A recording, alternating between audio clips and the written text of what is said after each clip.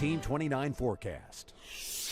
Well, after a little bit of rain early this morning, a lot of that rain moved out shortly after 8 o'clock. We were left with a lot of cloudiness as expected, but it's still a warm day. Second day of March, temperatures well in the 60s, even around 70. There's the overcast condition at the Charlottesville-Albemarle Airport. Touched 70 for a high today, currently 66, and we're kind of in a holding pattern, if you will, before the next more significant rain event unfolds for Friday. 58 is the current reading at the Valley Airport in Weeders Cave. Touched 64 for high today. Some other numbers, we've got 61 in Orange, same in Palmyra, 66 there in Earlysville, 59 in Livingston, 58 in Waynesboro, and 59 currently in Harrisonburg. As far as what we dealt with this morning, there it was, a little bit of rain. Most of the rain amounts were less than 1/10 of an inch. Now a front is off to our south. Tonight, high pressure to the north will start to funnel in northerly winds, and that'll chill us down. So midnight temperatures tonight will be the warmest for tomorrow. They'll also be our high, so we'll be still in the 40s and low 50s. But by morning, most of us across central Virginia in the low and mid 40s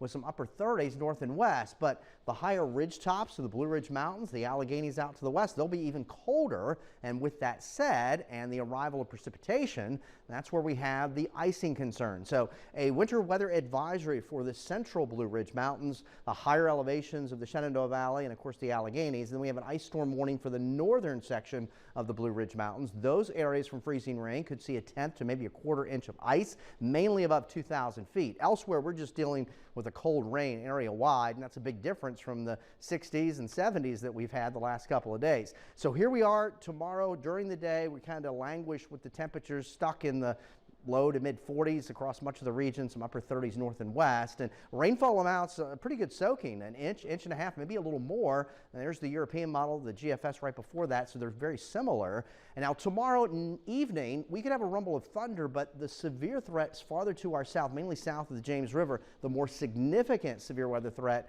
will unfold farther to our south and west across the Ohio and Tennessee River valleys.